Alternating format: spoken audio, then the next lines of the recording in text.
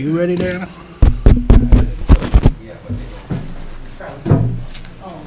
Good. We'll, I know that was sort of scientific. we'll go ahead and call tonight's Planning Commission meeting to order and look for a motion to adopt the agenda and the minutes from last month. Make a motion to adopt them. Second. We got a motion and a second. All in favor? Aye. Opposed? None? We will go to the Nicholas Olson request.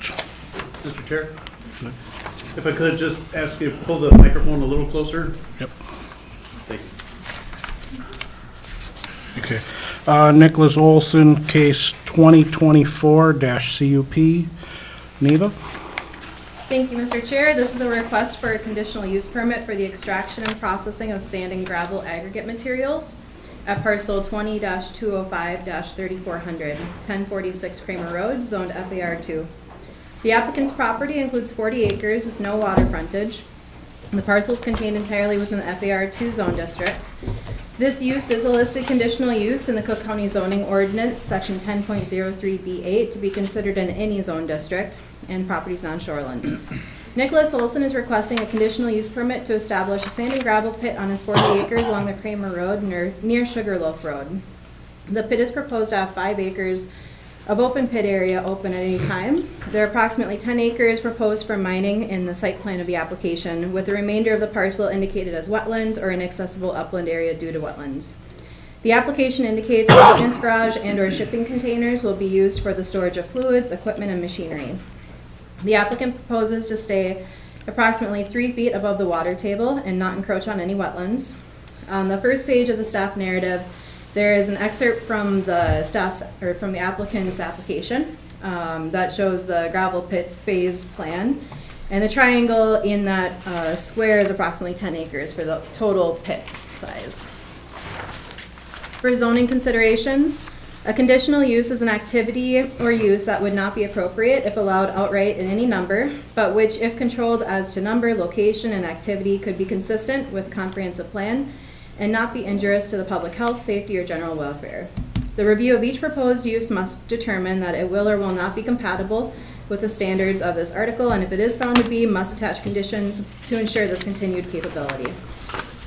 The principal purpose of the Forest Agriculture Residential FAR2 Zone District is to provide for permanent or seasonal residential uses at a low density. Farming, forestry operations, and other rural activities are also allowed.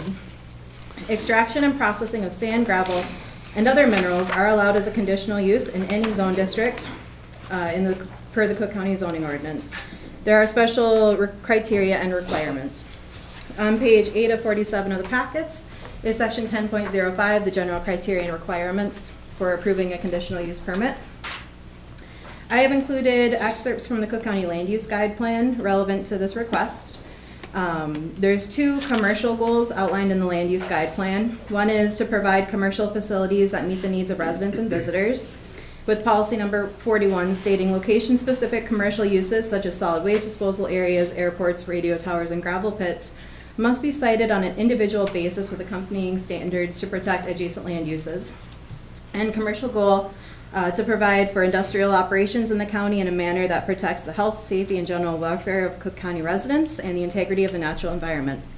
Policy 47 indicates the standards and conditions considered when evaluating proposals for excavation. I've also included information from the Schroeder Town Land Use Plan that talks about the Cramer Road, proposed and current conditions, and along the Sugarloaf Road as well.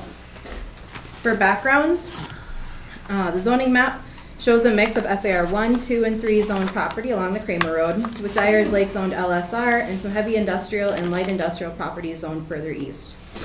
The applicant lives on the property immediately west of the proposed pit at a residence recently built and is homesteaded. Inactive railroad with connected former taconite harbor to the east end of the Iron Range runs along Cramer Road. This area is characterized by several existing gravel pits. The most active currently is the Isaac Hansen Sugarloaf pit, which includes extraction, crushing, and wash operations, and is partially grandfathered and partially under a current conditional use permit. This pit produces a large amount of clean wash sand for septic system installation in the county. Schroeder Township has a conditional use permit for gravel mining on the 80 acres south of the subject property, issued in 1991. No mining activity has occurred in the last 10 years on this area. The grandfathered 2 Island pit is also located within a mile of the subject property. In the staff narrative, there's also 2 maps. One shows the general zoning pattern of the area, and the other is trying to indicate, faintly highlighted, the location of the other pits and other permitted pits in the area. For site conditions and considerations, a certified wetland delineator conducted a wetland delineation in 2023 with a delineation concurrence review anticipated for 2024 to establish wetland boundaries and types. The photo in the staff narrative below is from the wetland delineation, indicating wetlands within the ravine feature running from Cramer Road, which drains into Basin 1. Edge 1 would be the boundary between the proposed mining operations and the wetland. Cook County Wetland Specialist Mitch Travis provided a technical memo with recommendations which include prohibiting excavation below the water table, requiring a 20-foot setback from excavation in the wetland boundary with best management practices to control sedimentation and erosion, and indicating that these wetlands do likely have a groundwater connection with Dyer's Lake, which underscores the importance of proper best management practices. For septic, this pit is not proposed to have several employees, however, it is generally required for gravel pit operations to have an outhouse or portable toilet for operators. For noise is a consideration with gravel pits due to heavy machinery required to conduct operations. Hours of operation for this pit are proposed from 6 a.m. to 9 p.m. during daylight hours. Staff recommend this consideration be amended to match the nearby Isaac Hansen pit, which has hours of operation conditioned from 7 a.m. to 6 p.m. Monday through Saturday. For lighting, these hours would unlikely require outdoor lighting. However, further discussion could clarify whether outdoor lighting would be needed and what, if any, impact that may have on neighboring properties. For safe access to this pit is available directly from Cramer Road. Sight lines are limited at the entrance due to topography. It is common for gravel pits to have a security gate at the entrance to discourage trespass. The Cook County's 10-year transportation plan includes a proposed project to pave Cramer Road from Highway 61 to the Sugarloaf Road, planned for 2026. Stormwater management. The application indicates that the plan is to have 3 to 4 foot tall berm around the pit area to contain all stormwater runoff within the disturbed pit area. This may be a sufficient stormwater management plan. However, the operator should be prepared to consider alternatives if stormwater is not sufficiently managed and is draining directly into the downslope wetlands. This project will also require a state of Minnesota stormwater pollution prevention plan. Slope. The landscape has a gentle slope downwards from Cramer Road towards the wetland complex. The creek divides the upland area, draining into the wetlands on the south side of the property. For public noticing, the application was legally noticed in the Cook County News Herald on January 19, 2024. 13 letters of notification were sent to adjacent property owners, as well as county departments in Schroeder Township.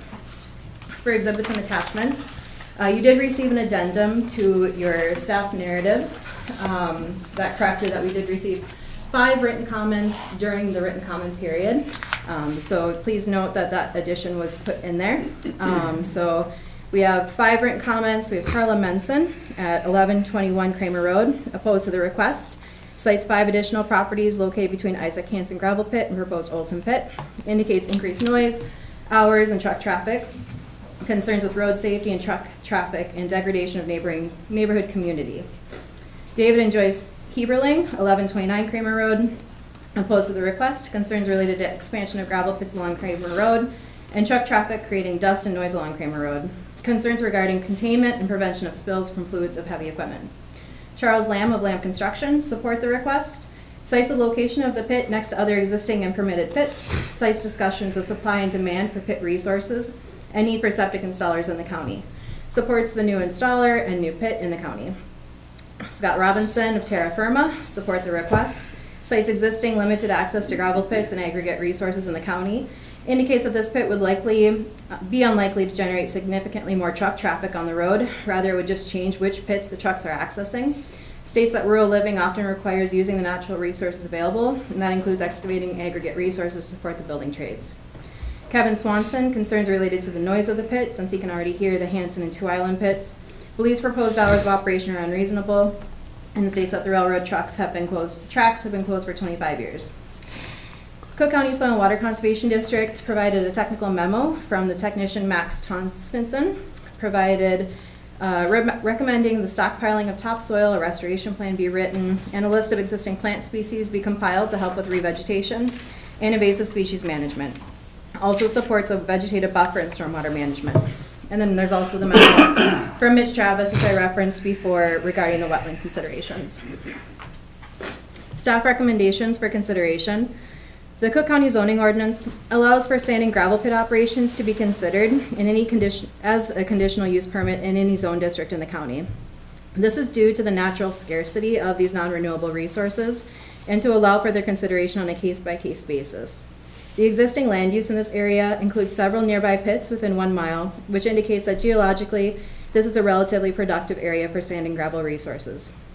The conditions of the conditional use permit for the nearby Isaac Hansen pit are from 7 a.m. to 6 p.m., Monday through Saturday. Note that this pit has a grandfathered component, which is not regulated by a conditional use permit. This application proposes hours of operation between daylight hours of 6 a.m. and 9 p.m. 7 days a week during the construction season. Staff recommend conditions be modified to conform to nearby pit operations. Prior to commencing mining activities, staff recommend the wetland delineation concurrence be completed and a detailed reclamation plan be created which documents current plant species on site and details plans for replanting.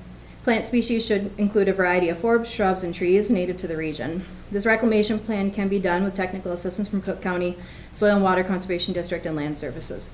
I also included a lengthy list of potential conditions for your consideration should you choose to recommend approval. Thank you, Neva. Is the applicant or representative here tonight that wishes to speak? Would you come up to the front, to the microphone and state your name and address for the record?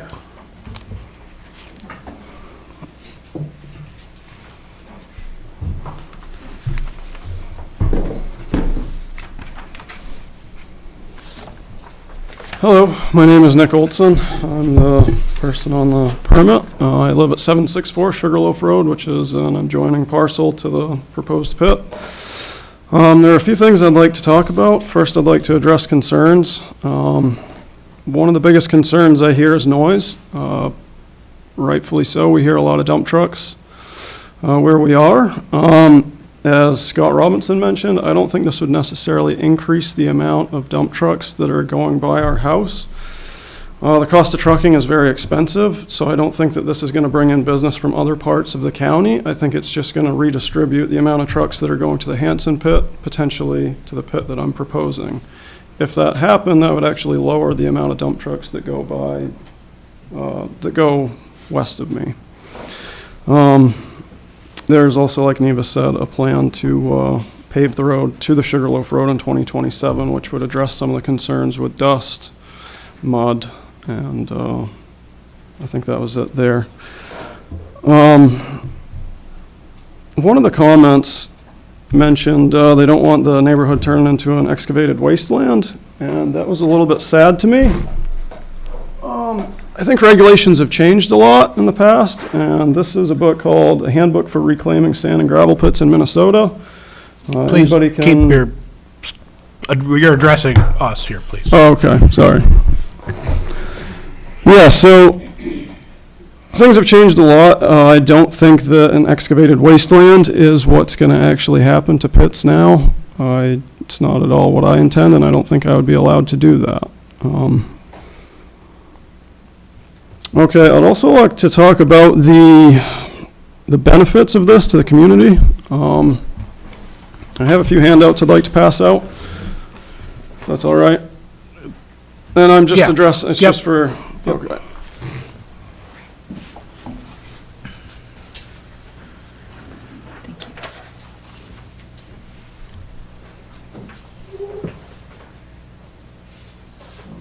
Thank you. Can I talk while I walk? Yeah. If you can. So right now, the county sort of has a little bit of a monopoly on gravel pits, at least private gravel pits, and definitely on the west end. I don't think monopolies are good for any consumer, but you know, needs to just practices.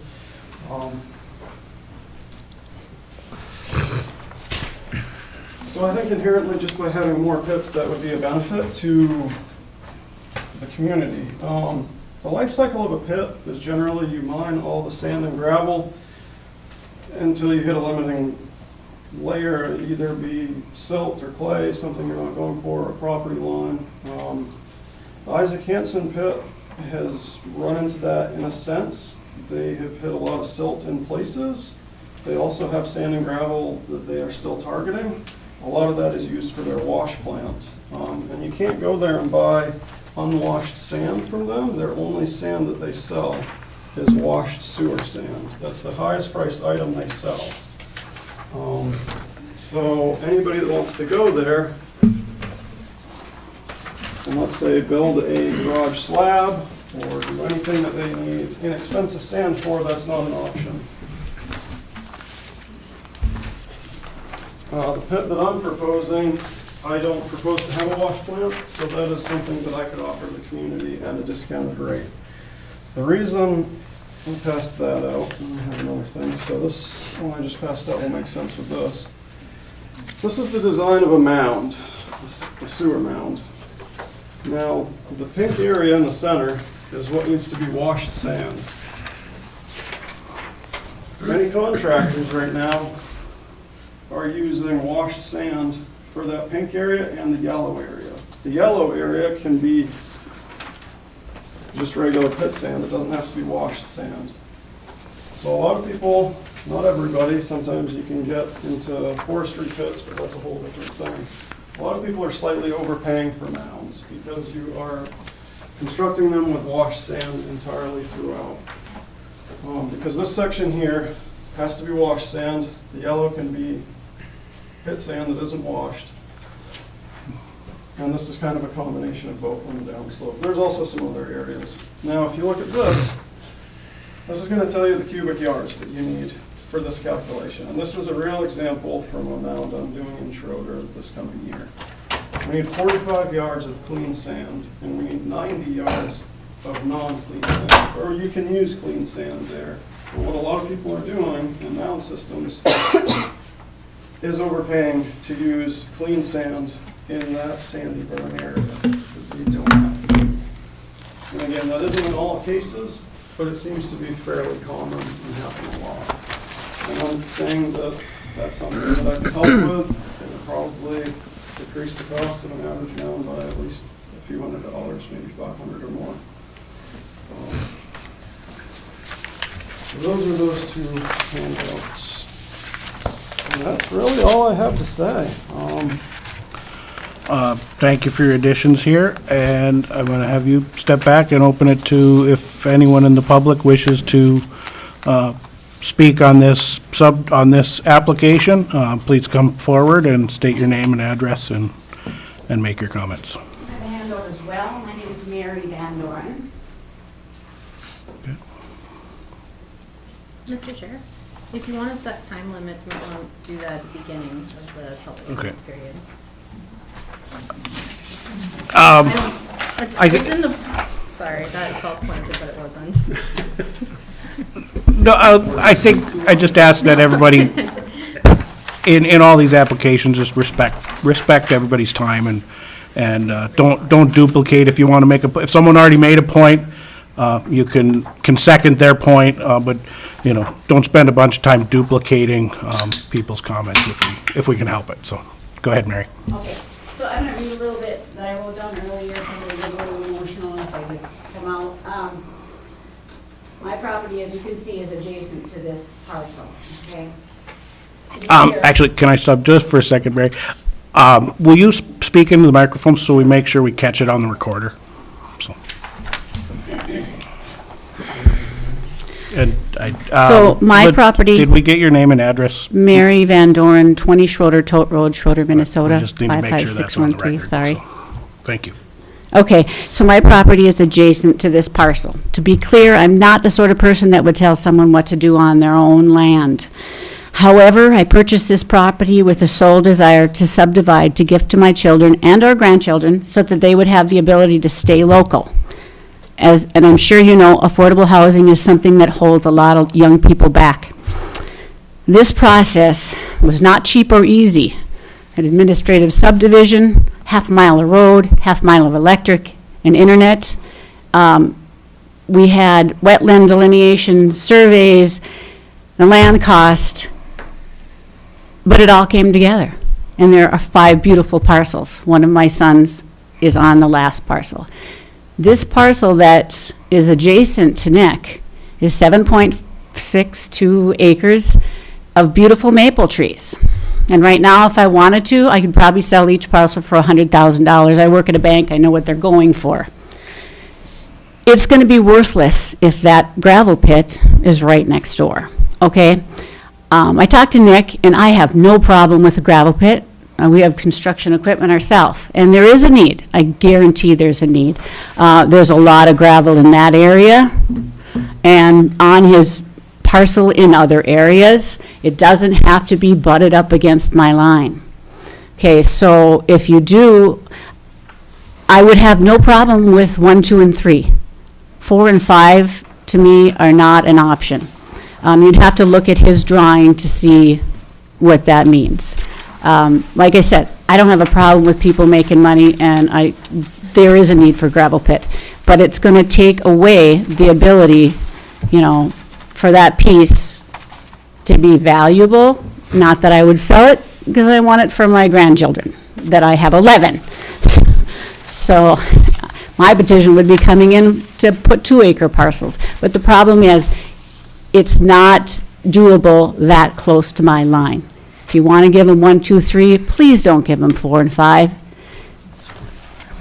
Look at it, I mean, if there was a building there, you would be looking out your kitchen window at a 10-acre gravel pit, right?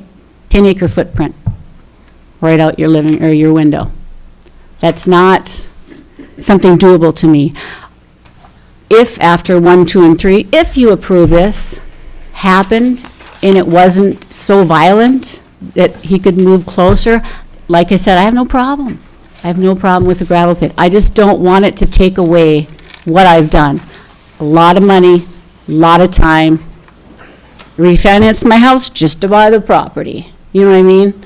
And it's not fair to have that beautiful dream taken away. Sorry. Thank you for your comments. Okay, thank you. Does anyone else in the public wish to speak on this application?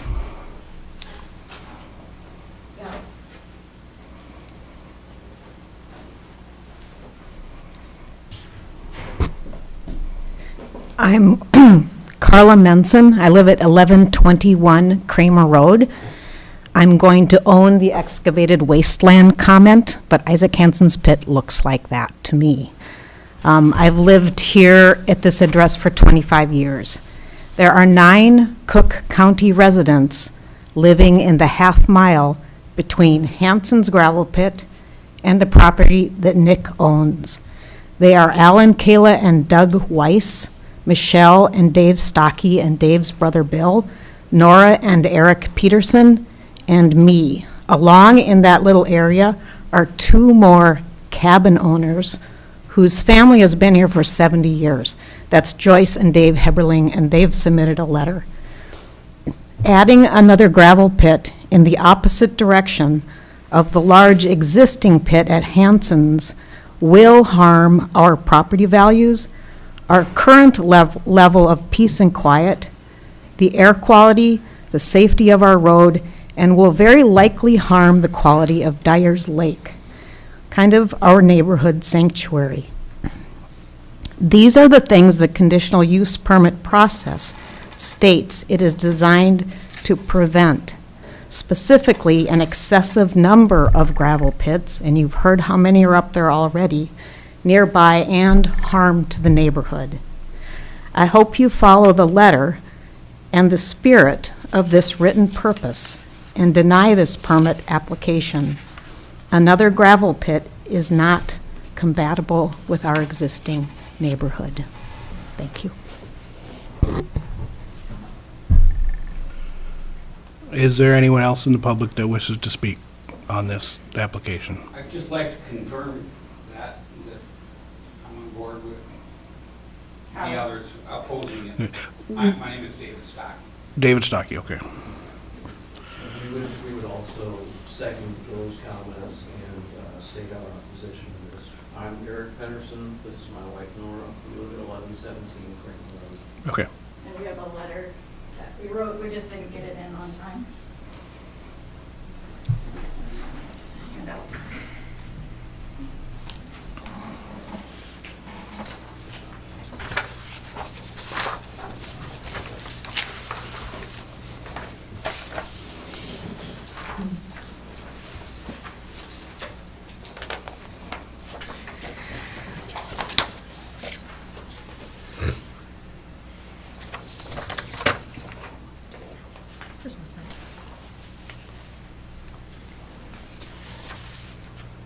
All right, one more for anyone else who wishes to speak on the record on this. Hearing none, I'm going to close the public comment part of this and look to the board for their thoughts and comments.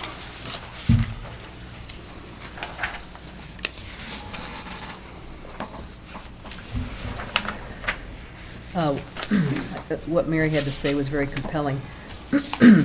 Is there a possibility of moving the pit? The location on their parcel? Yeah. I would think that's something that we could amend in the conditions if we, as a board, agreed that that was prudent. I think that's something that I would like to see. I visited the site, so I've seen the layout of the land and understand Mary's concerns. I've seen the property there as I drove down the Van Doren Road. I've seen the proposed pit site. I've also gone around the other side to the west, and then went over and looked at the gravel pit, the existing Von Hansen's gravel pit. Went up on top of the hill so I could actually see out over the gravel pit itself in terms of the destruction that, well, destruction kind of says what I thought about what it looked like. As the marine has blown a few things up, it's a bit surprising to see it, but we don't know what their reclamation plan is, so just recognizing the concern that I heard from the public. The thing I'd like to have a better explanation of is what are the other options here, because the one I see requested is the triangle piece across the northern boundary. I don't see a request for other components of that 40 acres to be used in this space. And I don't see where the wetland delineation helps me understand what that's being asked for. Right now I see approximately 25% of the property in the design and the package that's been submitted. So as we talk about, you know, approve a different zone, a different mining capacity within that 40 acres, I don't know that that's been explored or understood, but certainly not a component of the request we have. So starting to look at that, if there are other areas that can be explored, but quite frankly, I would need more homework done to explain what it is they're going to do and how that's going to work. That's not been presented today.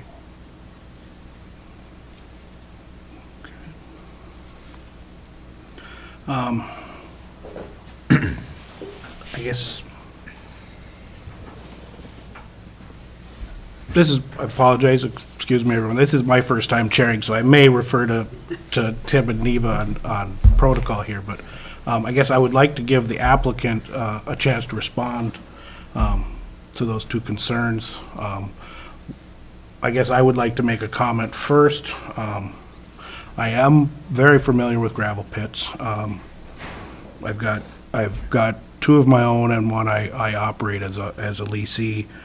So I do understand, I can read the wetland map and kind of understand why you're citing it where you are and where the resources are.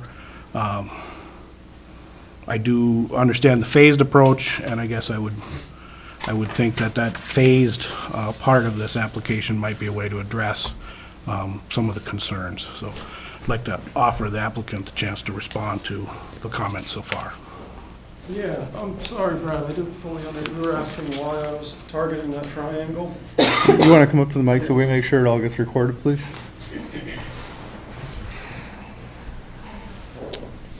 There was comment made about approving other sections within your 40-acre parcel. Yep. And I see the request in the original documentation submitted from the land use office. Yep. That parcel you're targeting. Yep. Now, having, like I said, gone back there and looked at it, it's pretty easy. It's easier access, the woods, the delineation with the drainage for the stream and so forth, so. Yep. That part of it made sense. There was a comment made up here about making, or using other portions of it that are a little further or out on the boundary that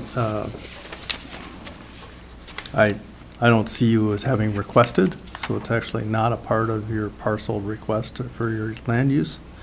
So we sort of, we're I don't know how prepared you are to look at things like that, or if we should look at amending this process, you know, going back and revisiting if there's other considerations to be made. You're talking about considerations for other parts of the property other than the triangle? Yes. Yeah, that's really the only, outside of that triangle, you have to go through a lot of wetlands. So that triangle is, let's say, it's elevated probably 40 feet higher. If we were to pull up an elevation map, Yeah. It's probably 40 feet above the entire rest of the property. Once you drop off that triangle, you get down into wetlands. There are a few little humps down there. They're not very tall. They might come out of the wetlands by 10 feet. There's not a lot. It would be more effort to try to get to those than it would be worth to get through the wetlands. So it's really just that triangle that I have any interest in. To address that concern. To address the other concern of encroaching on Mary's boundary line, Mary and I have talked a little bit, and I think in the plan it suggests a 50-foot buffer of trees be left in place. I am not opposed to doing more than that, or planting evergreens, or creating some sort of natural boundary between us to not be in her view. And I think that's the best way to handle that. That's just my opinion, obviously. Does that answer? It's helpful, thank you. Map, which unfortunately is not real helpful. It appears that the west side of the property is also not wetland. Correct. And is there a reason that you couldn't start the operation in that part of the parcel? Yeah, so my, the access to that is through the 10 acres that I have homesteaded. And there were conversations of including that in the permit. I live there and I'm homesteaded there, and there's kind of some issues on the complexity of having somebody homesteaded on a parcel that also had a gravel pit. And my idea was mainly that triangle, so I decided to omit that western side because I'm to get access to that would involve resubmitting with a permit that includes a parcel that's homesteaded on. And I thought it would be easier to go this route, but that is an option. Okay, thank you. It would change it would obviously change the whole layout of the pit. I would like to see more impact on his personal property than someone else's property if we're Right. going to approve this. So I would ask for a resubmit. I do have a question for the applicant. Do you, you've got this shown in phases in that triangle. Do you have an idea of what is the distance from the north property line to your phase 3 and 4 areas? I do not. And honestly, it's not like I do one, reach the line, and then just conquer two. It's a very slow progression. Right. And I don't know the distances. I would say that a 40-acre parcel is approximately 1,200 feet long, and this goes to the very tip of the triangle is probably 600 feet from the northern property line. So if you divided that, you'd probably get 150 feet or so per phase, approximately. Any more comments or questions from the board right now? I mean, I'm certainly, I have some ambivalence. I see both sides to it, very much so. I think it's necessary material, and, you know, the builders need it. Those are the letters we had in our packet that aren't here tonight, but, you know, it is necessary material. But, yeah, I'm also quite sensitive to an adjacent property owner, and the work that was done, with this not in mind. And hearing that last comment, I'm also interested in pursuing an option that would be closer to your property rather than other people's property. Except it would be closer to mine. Okay. Yeah, it's going more towards the rest of the neighborhood. Sure. Just so we're clear. And Sugar But Loaf- you've got, your homesteaded property, how far does that go down that 40-acre west boundary line? Because is he in between you? Like his 10 acres is between. Okay, yeah, Between me and his Okay. proposed site. understood. And then Sugarloaf is also not built for This is the that applicant's heavy a truck property, this traffic. is his property. Tim? Right. Cramer Road was built for that. Right. Sugarloaf isn't, and they'd have Okay. Sugarloaf. Tim, you looked like you were ready to add a comment. Yes, Mr. Chair, thank you. And it is difficult. There are a lot of questions that seem to want to go back and forth and that need answering and stuff like that. The public comment period, you know, has kind of expired. It is okay for the board to be able to ask questions.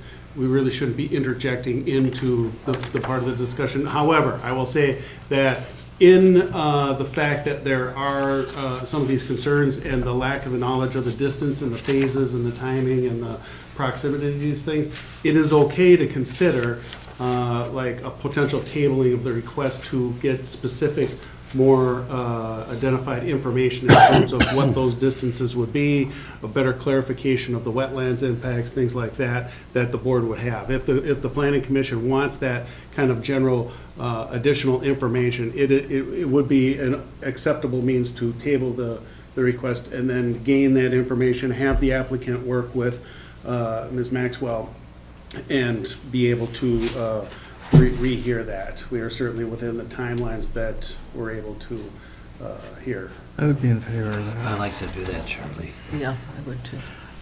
Is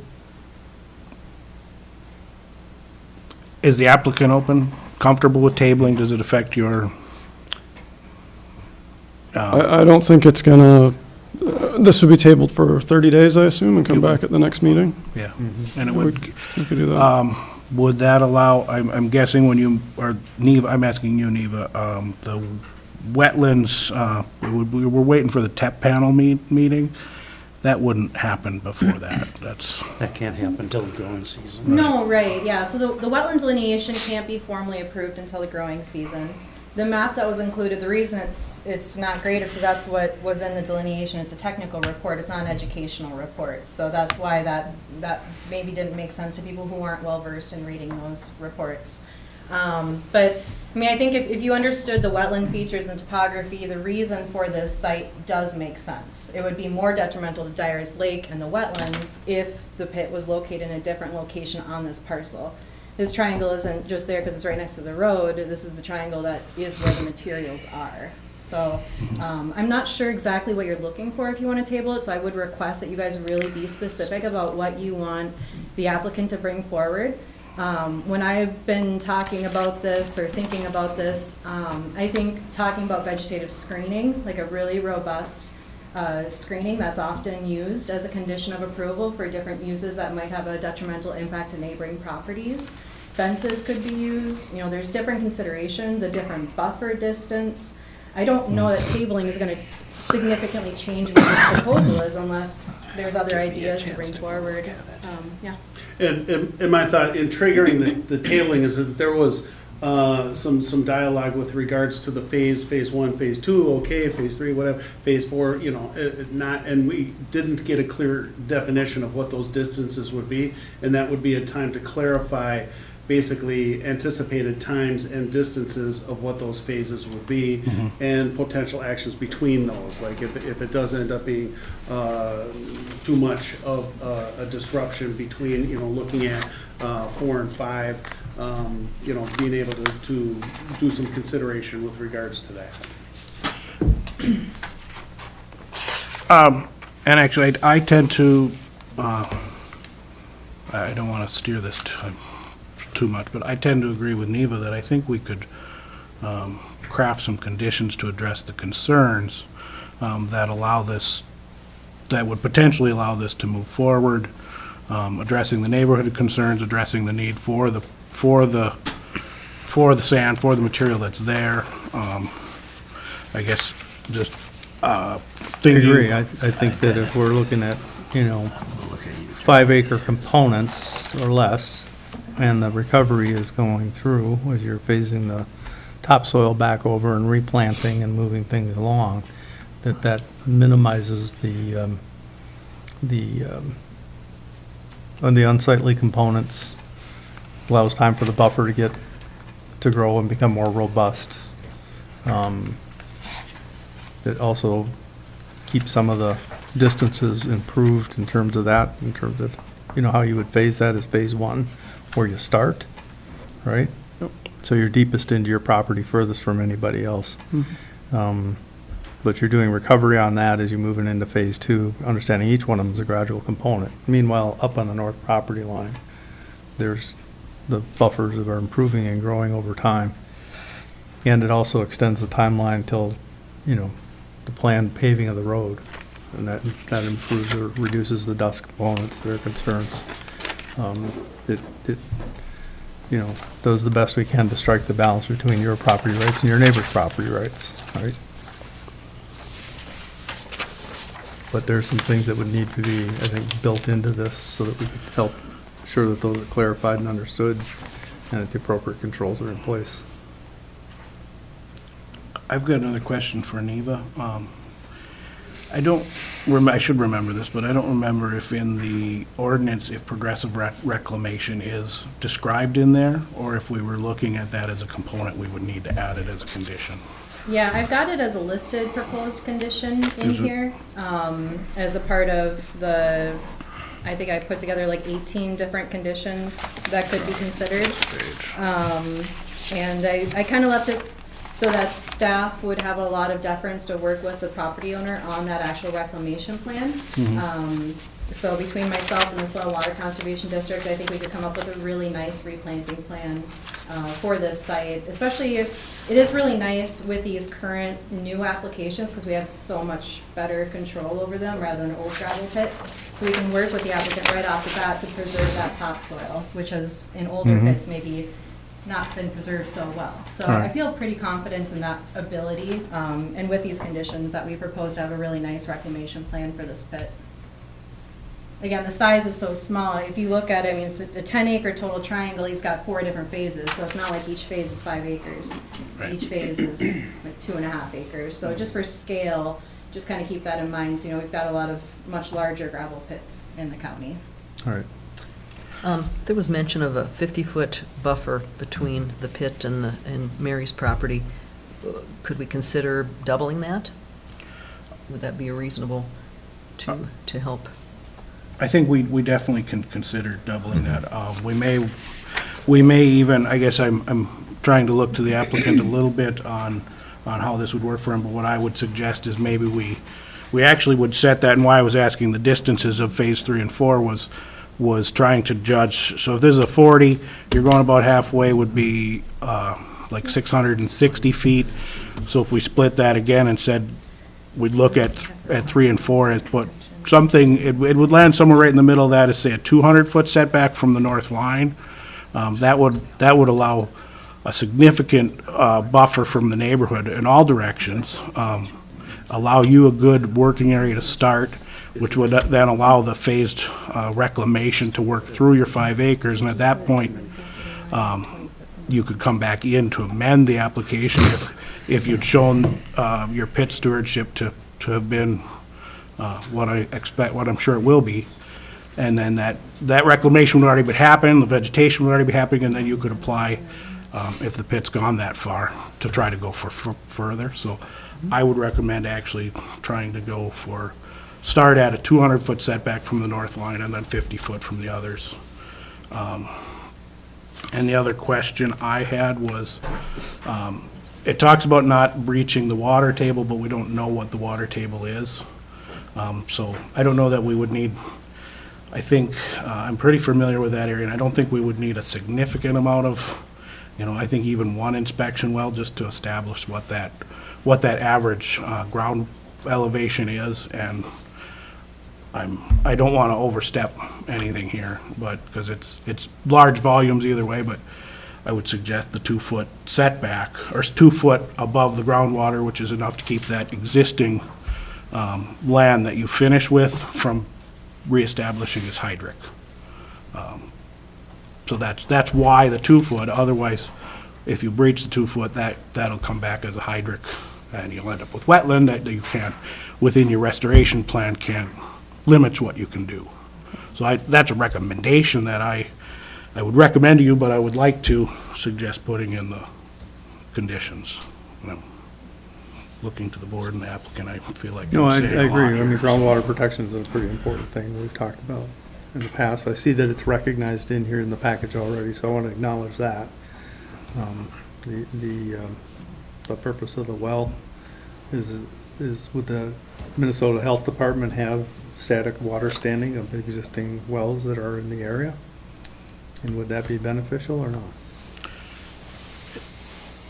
I don't Not know the how to place to go? describe, it's a Okay. different, I see Tim shaking his head no, so. Yeah, there's a state well index, so you can go online and find a lot of well records through that, but I don't know that that's, so site-specific. Okay. You could use the elevation of the wetlands themselves and just say, like, that wetland elevation is an interpretation of kind of about where the water, or where the water table is. Mhm. I mean, I don't know that a monitoring well is necessary, because he's not going below the water table. When people have pits that are going below the water table, that's really where that is really functional, but, you Like can the put federal whatever- pit by my house. Yeah, in my mind, if they're digging and all of a sudden some water's pooling, that's the water table. I don't wanna Right. make things too much more complicated than they need to be. right. I don't, like I said, I don't know that it Yeah. even was necessary, but it's just, I would suggest the 2 foot L, so wherever the landowner and staff determine that elevation is, of the wetland. I mean, I'm just recommending as a pit owner that the 2 foot number, I went through a lot of discussions on that, and it really actually is beneficial to your reclamation plan, so.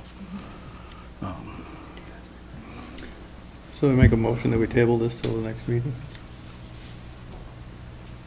If you want to, you can. I was gonna suggest we make a motion to make those couple amendments.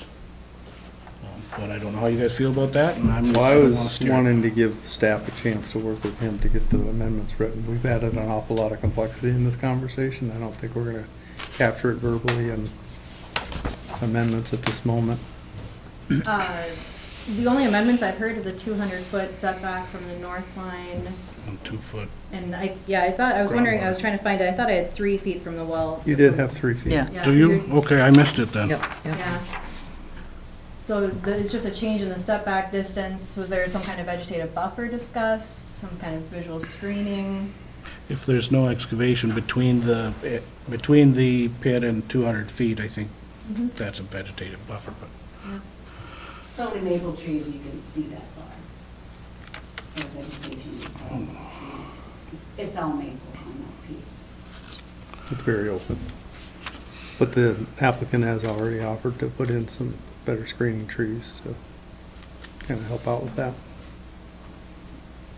I would suggest that we make it a condition, though, and I would be comfortable at the 200 feet with an additional vegetative planting screen. So I'm looking to the board to either more comments or someone propose a motion with any Just for additions that record were purposes, I'll campered. withdraw my motion. Sorry, you. Yep. Yep, just as on the record. If I may, Mr. Chair, I just wanted to also add that this is, I think, I want to add that, these are long-term projects. So we do see amendments to conditional use permits sometimes too. So say things go down the road and this activity in the vegetative buffer looks really good. And people are like, oh, this actually wasn't so bad as we thought, because sometimes that does happen with conditional use permits. And say the paving of the road and things actually seem a little bit calmer than what it might feel like it might be. Applicant could come forward and request an expansion to go closer to that if it seemed like, oh, this actually isn't so bad. So sometimes there's changes to conditional use permits. It is, again, the exact same public hearing process. So it would be another notice and all of that. So just wanted to kind of throw out there that sometimes there's partial approvals, like kind of what this is being discussed as potentially. And then sometimes there's amendments to that over time. May I speak? Yes, go ahead.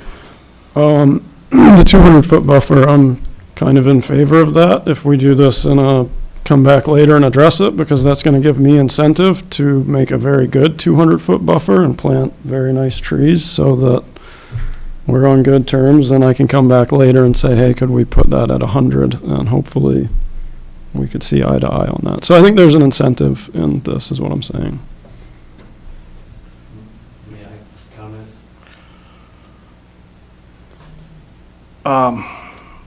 We close public comment, I mean, it's a certain point. Yeah. He's responding to our questions, and they can do that, but if you want to reopen it, then that's an option too. I think we have, I feel like we have captured the concerns here. I'd like to not, for the sake of moving on, reopen the public comment. So, Mr. Chair, I do have a question yes. though. I'm trying to figure out, I look at the wetland delineation map and I look at the other maps. It shows a 40 and a triangle. Is this all one parcel? The triangle? The triangle and the 40 are all one parcel, or are they two parcels? Yeah, so he owns two parcels. He owns a 40-acre square. Right, which and is. then his property that's abutting the Sugarloaf Road is a triangle. So I think that wetlands delineation map in some of the materials might show kind of a weird Correct, vibe. correct. Yeah. So the Yeah. triangle is what is homesteaded, The one along Sugarloaf Road. right, and the Yep. 40 that this Yeah. is on is non-homesteaded property. Right. Okay.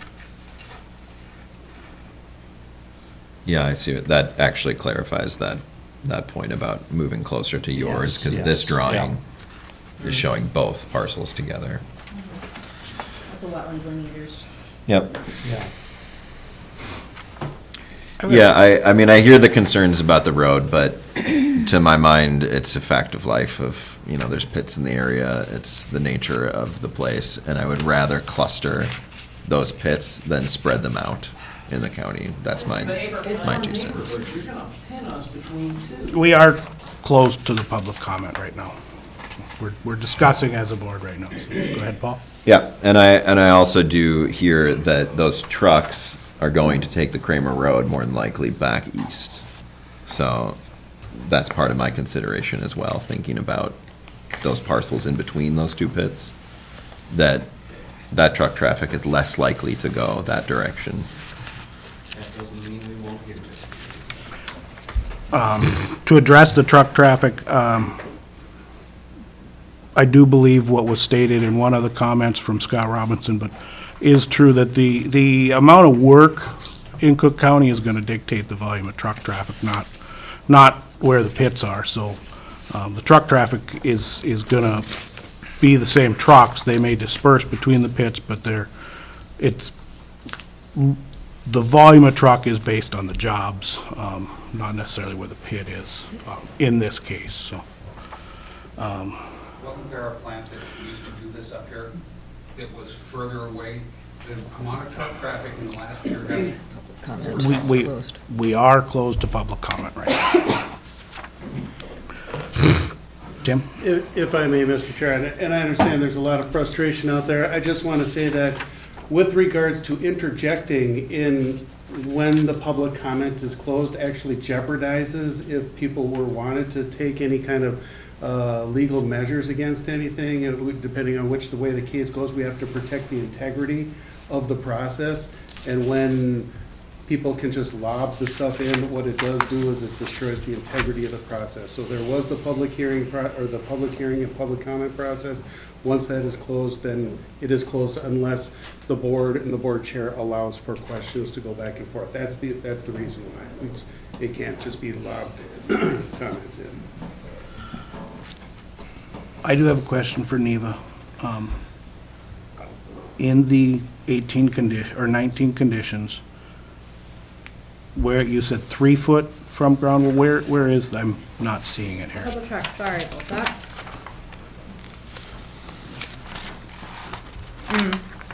Condition 8 was where I made a mistake, yeah, I thought it was there, but, condition 8 says mining activities shall not intersect the groundwater table. All activities must remain above the groundwater table. I made an error, I thought it said 3 feet above the groundwater table, so. You got it in there somewhere, I do It's- yeah, I remember did reading read it. It's in the narrative. Okay, Yeah. poof, I'm sorry, thank you for catching that. So my suggestion to the board of whoever would consider or is going to make a motion that we consider adding a number to that setback from the water table. So, Mr. Chair, a question I have, so it would be with item number 5, changing it to a 200-foot setback, and then the addition of planting additional vegetation for a buffer, and then for item 8, adding the 3 feet. Is that correct? It would be condition 4. Or 4, thank you. And the 200-foot and the buffer would be in reference to the north line. I Correct. expect the 50-foot is adequate on the rest of the lines, and I don't think it's a concern anyway, because it's wetlands, he can't go through there, it's protected by the other conditions. Okay, So, thank you. I just wanted to be clear.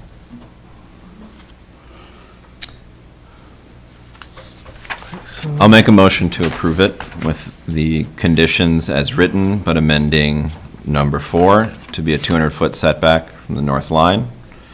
And to actually amend the second part of that one also, that a more robust vegetative screen will be planted in that 200-foot buffer. And that, where is our groundwater one, number 8? A 2-foot buffer from the groundwater table. okay. We've got a motion, do we have a second? I'll second it. We've got a motion and a second. Any more discussion amongst the board? Mr. Chair, I'm going to vote against this. This is the second time in a year we've had an extremely small pit come before us and ask for a conditional use permit. And while we have a lot of discussion about the impacts of a large pit like Isaac Hansen's, it seems to me the approach we're taking is putting small little pits all over the place.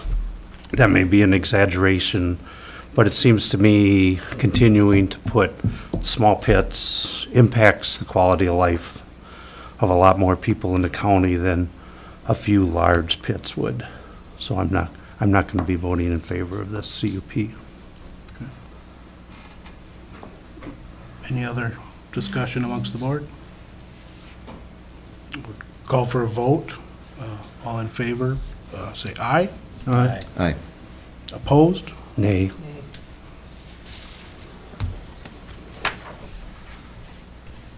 So 4-2. carried. Motion, Yep, thank you. motion carried. All right. We will move on to Cascade Vacation Rentals.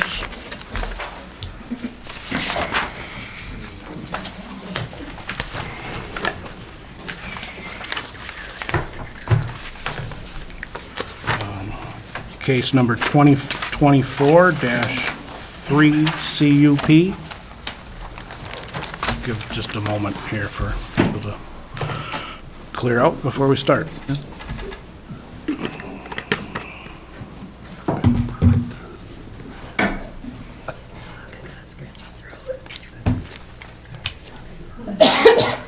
I'll restate, we're on request for conditional use permit for Cascade Vacation Rent, did I read that right?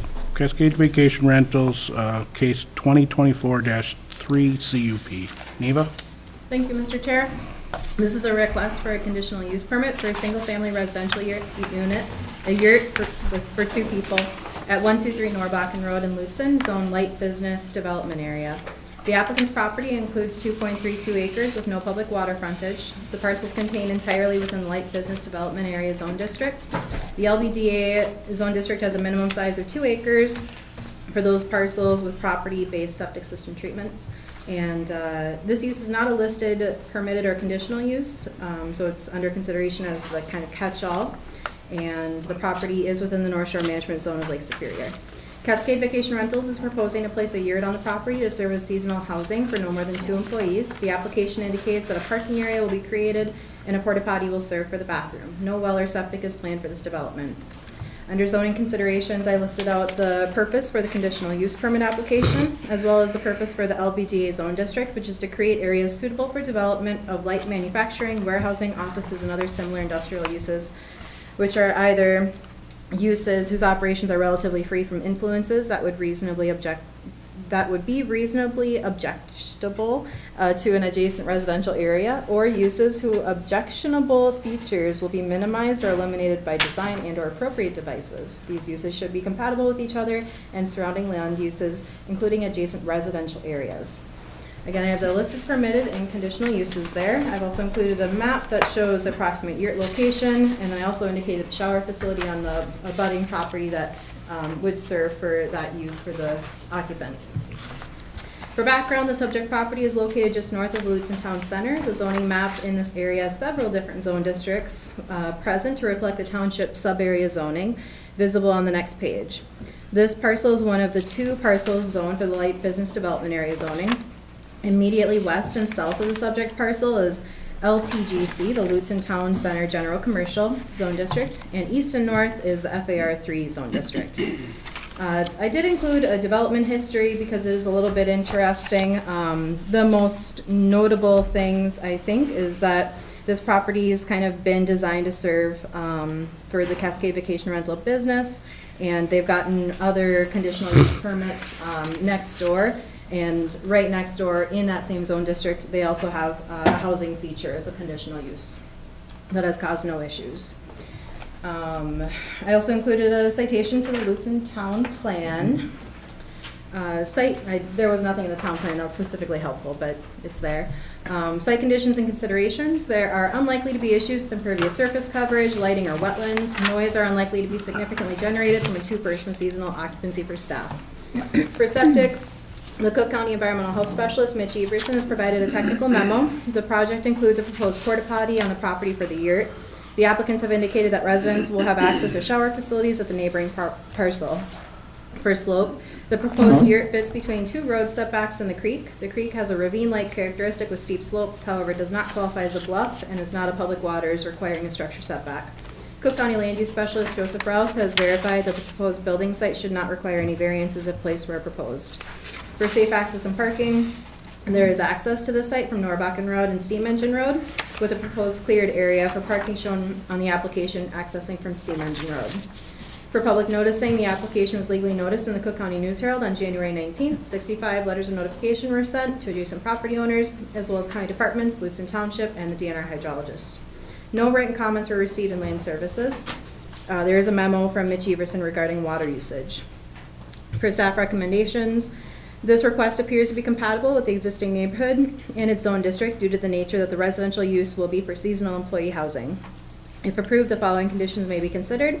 The property shall conform to Minnesota Rule 7080 and the Cook County septic requirements. And number 2, the land use permit shall be issued for the yurt prior to placement with corresponding septic permit as needed for the porta potty. Thank you, Neva. Is the applicant here and wish to add any comments to the narrative?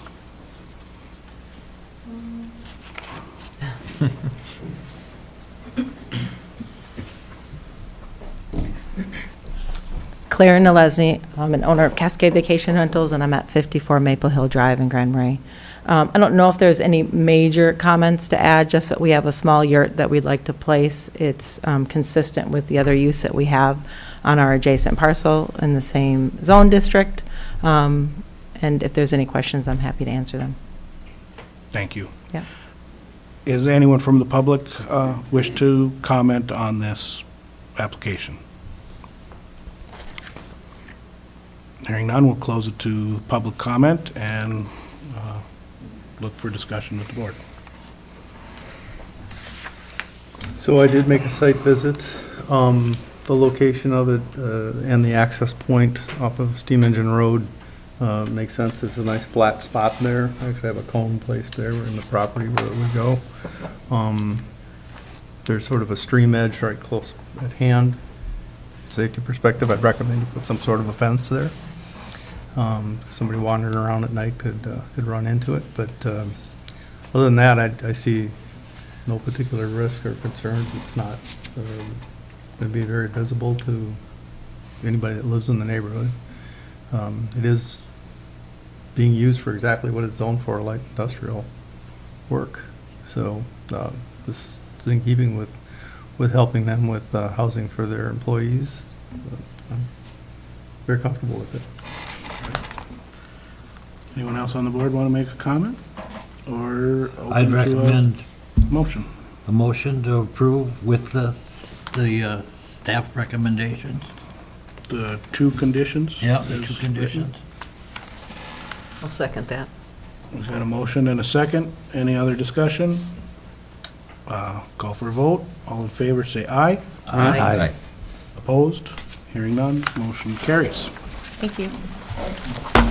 And I will look for a I'll make a motion to adjourn. Second. All right, we've adjourned the planning Keep commission. things moving. Okay.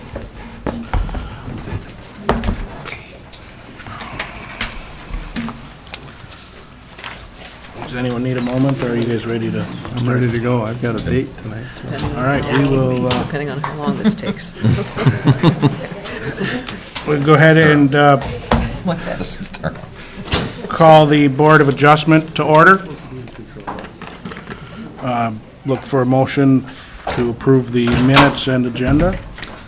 I move to approve the meeting minutes and the agenda as provided. All in favor? Aye. Aye. We'll get to new business.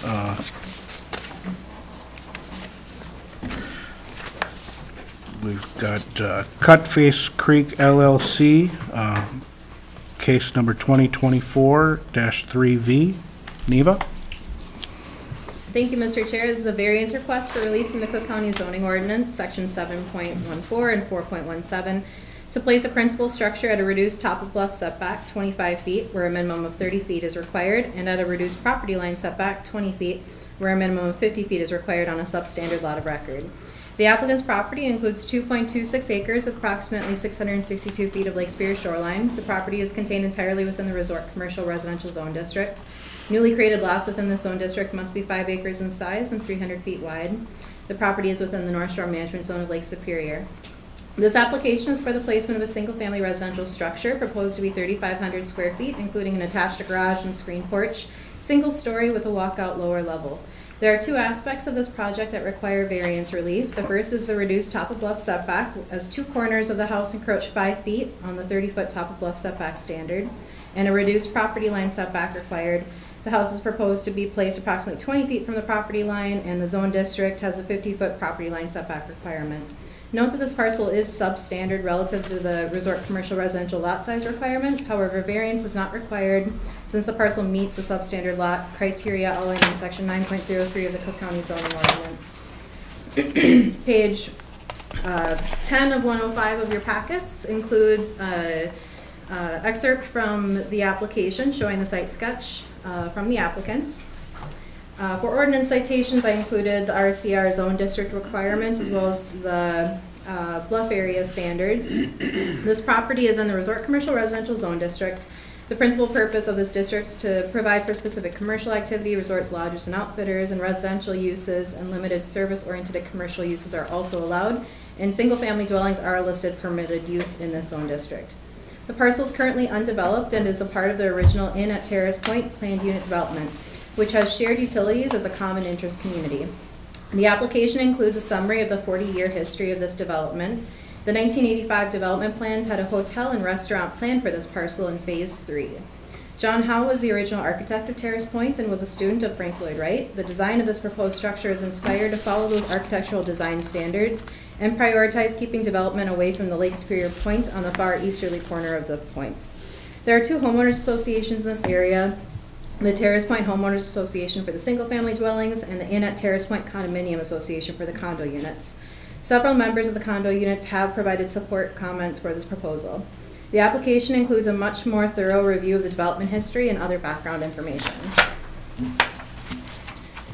At the top of page 12 is where I included blue outlines of the specific parcel with relative to the rest of the development within this community. For site conditions and considerations, this property recently separated a portion of the lot to provide for space for a new septic treatment area for the planned unit development. On the map above, a white star indicates the location of that septic treatment area. The applicant has provided additional information within pages 10 through 15 of the supplemental information. Currently, the septic is treated at an on-site facility proposed to be decommissioned upon the completion of the new septic treatment area. Cook County Environmental Health Specialist Mitch Everson provided information that a licensed septic designer has submitted information regarding the replacement system. However, there isn't an approved permit yet. For impervious surface coverage and wetlands, there's no issue with this request. For lighting, this location for building a residential unit should result in less visible light than if the proposed development was placed further out at the end of the point. For slope, the bluff features are present along the shoreline of the Terrace Point development. The applicant has provided a survey of the property which indicates the bluff location, which was determined with assistance from land services staff. For safe access and parking, access to this site is available through the existing platted road system. The proposed structure includes a garage and driveway at the end of the private access road. The application indicates that private landowners have come to an agreement that the development of this lot would keep structures off the point so that the existing condo owners would not have to have their view of the lake, including development of the point. This is a consideration to bear in mind in reviewing a variance because limiting the impact to existing neighboring properties is the reason the structure is proposed in the current location. Another consideration is the architectural and design aesthetic of the PUD. This dwelling has a unique X-shaped footprint, which is inspired by the architectural design of the original developer and presumably would fit in with the character of the existing development. Public noticing the application was legally noticed in the Cook County News Herald on January 19th. 31 letters of notification were sent to adjacent property owners, as well as county departments and the DNR hydrologist. Several comment letters were submitted in support of this request, citing the support of the architectural design, the preference for a single-family residential unit rather than the original hotel and restaurant, and appreciation for keeping development off the point area. I included a list of all of the comments, 6 support comments, as well as the technical memo from Mitch Everson, the Cook County Soil and Water Conservation District Technician Max Tostenson with a technical memo recommending proper stormwater management and shoreline buffer. And the DNR area hydrologist indicated that reducing the size of the structure is an option to be considered to keep the structure outside of the bluff setback and recommends best management practices to minimize runoff and erosion of the bluff. On the bottom of that page, it's 8 of the narrative or 14 of the packet. It shows one of those original layout plans from the original planned unit development. So you can see along that kind of northerly shoreline, that really long linear development area of buildings was supposed to be a very, very robust development relative to what this proposal is in approximately the same location. For staff recommendations for consideration, as mentioned earlier in this report, the original development plans for this parcel included a much more intensive use compared to the proposed single-family residential unit. The original Phase 3 hotel and restaurant was located in the current proposed location of the single-family residential unit.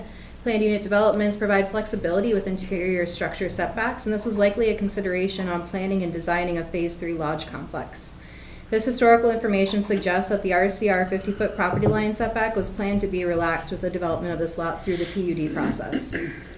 The location of this proposed structure appears to balance the interest of preserving the character of the existing development by not building along the point, maintaining the aesthetic of the architectural legacy of the development with the unit building footprint, and prioritizing the protection of the bluff with a relatively minimal encroachment and remaining outside of the bluff impact area.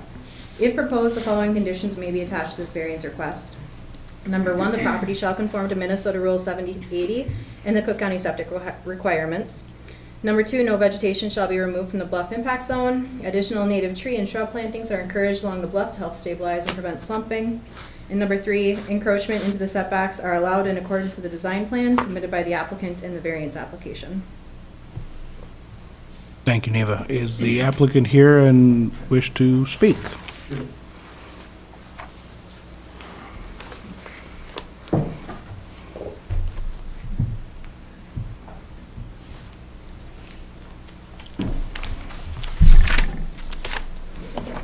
Good afternoon, Mr. Chair and members of the adjustment. My name is David McDonald. I'm one of the 2 owners of Cutface Creek LLC.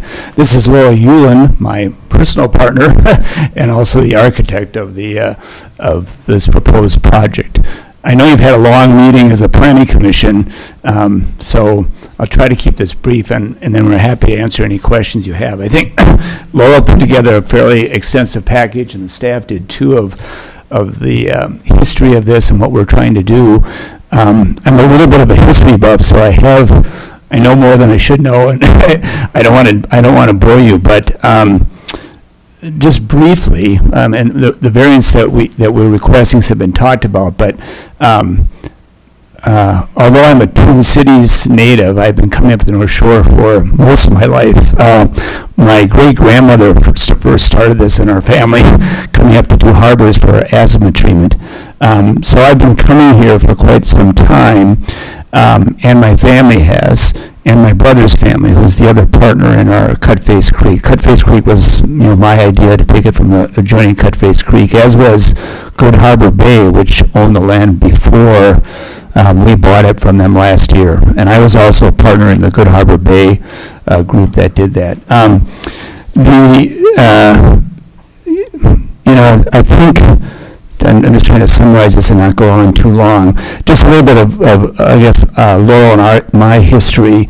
We've been coming up here too quite a bit and started looking for a place to buy probably in 2011-12. And actually looked at this land when it was divided into 3 different parcels by the Planning Commission in, I think it was about 2014.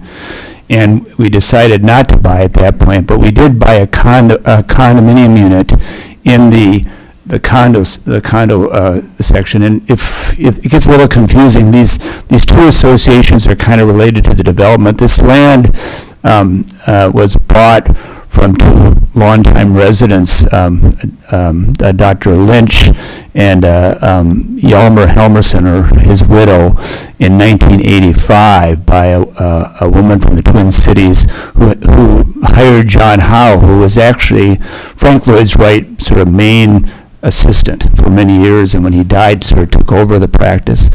She had a plan, and that you saw one of the pictures I think the staff referred to of this development. The first stage was the building of 10 homes that's farther west, and those 10 homes have a homeowners association. Those were built in the 80s and 90s. That was sort of phase 1. Also at that point was a plant for sewage treatment, which actually had a permit, although never used, to discharge in a lake. There's a plant where sewage comes in and then is hauled out and treated down here at the Grand Marais plant. By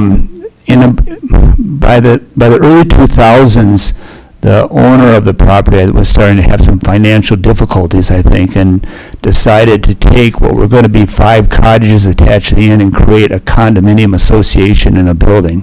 And that's a 10-unit building. We own 1 unit, 15A. There's a couple other members of our association and board members sitting here that are here, I think, in support of the application. But that building was built, and a couple years later, a couple more buildings were built up on the ridge more. These were larger townhouses and added to the condo association. So it's a small condo association. Then that was about 2008 when there was a downturn. So that is the association that we're members of and been involved with. eventually, the real point land, if you've ever been out there, I know, I think I met Mr. Stillman there yesterday looking at the thing, is a beautiful piece of land. And the main point was the remaining undeveloped land. That's where the inn was going to go, and there's a picture of that. That was eventually owned by the financial advisor for the owner at the time. And after we bought our unit, it was we started getting indications that that land was for sale for potentially the development of an inn or a motel. And Laurel and I and two other owners and condominium owners, Sandy Jacobson and Dean Hedstrom, and Bob and Ann Davis, formed a LLC, Good Harbor Bay LLC, to buy that land, to kind of control it. We were concerned because we were living there and wanted it to be consistent with the plan that was in place. And we bought it with the idea that eventually one group or one couple would buy out the others. And that eventually happened, and was sort of after some live discussion, my brother and I formed Cutface Creek to buy this land and develop our vacation home. And you know, it is a fairly large house, but that's sort of intentional because now we have 3 generations. My daughter, my son's daughters and sons have been coming up there. They're now grandbabies that I have that also we hope to bring up. So that's why we're building this fairly large house to accommodate all those people. So that's sort of the history, just briefly, and then I'll either turn it over to Laura, or we can both answer questions. In terms of the variances we're asking for, I think, in my view, they're fairly minor. The ones from we did actually bring our initial design back to protect that bluff. We want to protect that bluff, but in order to sort of fit the house into the property, 2 of the corners go 5 feet into this 30-foot setback zone. There's an impact zone, if you probably know this better than I do, that is 20 feet, and we don't affect that at all. The impact is on the corners of our houses, and I think it's a little bit confusing, but it will both be the decks plus the overhang of the roof. The style of the development in this area have a long overhanging roof, so that's really what kind of impacts the corners of the building by 5 feet. So it's roof overhang? The roof overhang. It will be the roof and the deck, but it's really the roofs that reach out even over the decks. Right. But the structural component of the building is not in that zone. Hi, I'm Laurel Yulin, the architect on this project. The roof overhang matches the overhang of the other buildings at Terrace Point, and they're about 4 feet deep. Mm-hmm. I created a walkway inside of that, so what's called the deck under those roof overhangs are less than 4 feet. In the corners, then that turns into 5 feet as you measure from the setback line. The support will be behind the setback line. Everything will be cantilevered beyond that. So there will be no structural supports in the setback. In that setback. Right. Right. So Yeah. okay. Yeah. So you've respected that boundary. Yeah. With the Right. structural Yeah. components. And We're talking actually, about just for clarification, one of the reasons I pushed that overhang into the setback was on the roadway side in order to get 20 feet of depth for a driveway, so we could get cars onto our property. It sort of pushed the house that way. Plus, we have a well that we need to be about 7 feet from the corner of the house because of the overhang. So it's just sort of pushing the corner of the house into that setback. Right. Did you want to add anything more to the narrative? No. Otherwise, we can. Sorry. Yeah, I think we can, I'm probably saying too much already. Just on the property lines real briefly, to me, again, this is me looking at it, but because the 50-foot property line setbacks are because of the resort commercial zoning of the property. If this was just a lake shore residential property, they would be 25 feet and 10 feet, depending on side versus back, and we'd really meet them. It's partially because they were potentially going to be a big resort there. And so, and I think the community, we're trying to keep the buildings close together so we have open space. So that's another reason why we are doing that and doing it in this area rather than down on the point where people would be, looking at, but everybody wants to kind of keep open, so. I believe it's in the narrative. At this point, I'm going to open it up for public comments, if anyone else wishes to make a comment on this application. Okay. Just real quick, I'm Willow Glasser at 16 Terrace Ridge Road, and we think this is beautiful and it's fantastic. We really are looking forward to having it, and it's such a wonderful change from that original potential of a motel. So we're really happy. Thank you. Thank you. And, go ahead. My name is Dave Ebighauser. I and my wife are in Unit 13 at Terrace Point Condos, and I'm also on the board there. And to my understanding, about a half dozen of us sent in letters of approval, if that's what you call it, and our highest support for what we think they really nailed the setting for the home. And I guess I'm making a guess, since I didn't hear anything else other than talking in the driveways and so forth. If we include the Terrace Point Homeowners Association, which is 10 units in ours, so that's a total of 25 units, there were no objections from anybody. And so I guess I'm going to sell it through and say everyone would really like to see this. I'm not seeing anyone else from the public. I'm not hearing anyone else. So at this point, I'm going to close the public hearing portion of this and go to discussion with the board. Well, I think the applicants have been thoughtful with their design and created something that has less impact than originally planned, so I would support it. I probably should make one comment. I don't believe it affects my decision-making ability here in any way, but just should be known, my company is the septic contractor that the associations have chose to work with, so just want the board to be aware of that. I don't feel there's, but so you guys know. I did a site visit yesterday, walked the property all the way down to the lake in both directions, and I'm quite certain that they're going to have to build on bedrock from walking it. Everything had rock outcropping, and having walked on property like that, because I own it, you can feel it. I did understand from the brief conversation with the petitioners that they've had to blast all other buildings they've put in. So knowing that they're building on, presuming that they're building on bedrock, I don't know it to be, but I presume it to be, I think the bluff risk is extremely minimal. And they've put forth quite an effort to stay outside of that area, particularly as it pertains to the important components of the structural, so not laying concrete on top of the bluff. And the bluff setback area, I'm in support of the plan.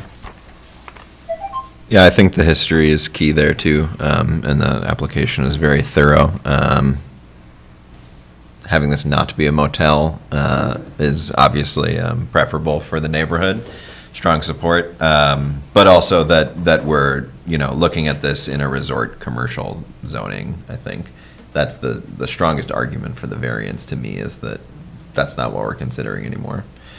And I think keeping it off of the point, and the significance of the point to the neighborhood, clearly demonstrated, it feels good to me. And that the largest encroachment is on the property lines with the support of the neighborhood feels adequate to me. Should we go through our findings of fact worksheet? Yes, yes we should. Is the variance, number one, is the variance consistent with the goals and policies of the comprehensive land use guide plan and in harmony with the general purpose and intent of the county zoning ordinance? Yes. Two, is the proposed use of the property allowed in the land use district in which the property is located? Yes. Yes. Yep. Is the property owner proposing to use the property in a reasonable manner not permitted by the Cook County zoning ordinance? Yes. Yes. Has the property owner established that the practical difficulty involved is due to circumstances unique to the property and not created by the property owner? Yes. Yes. Will approving the variance maintain the essential character of the locality? Yes. Yep. Has the property owner established that the practical difficulty involves more than economic considerations alone? Yes. Yes.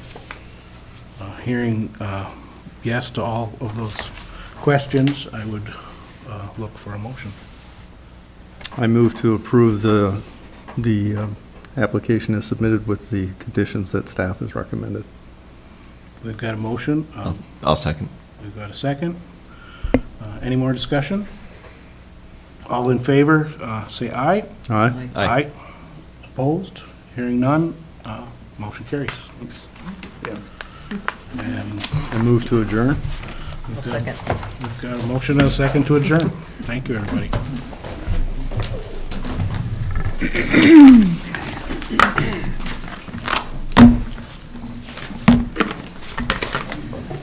You kept your voice the whole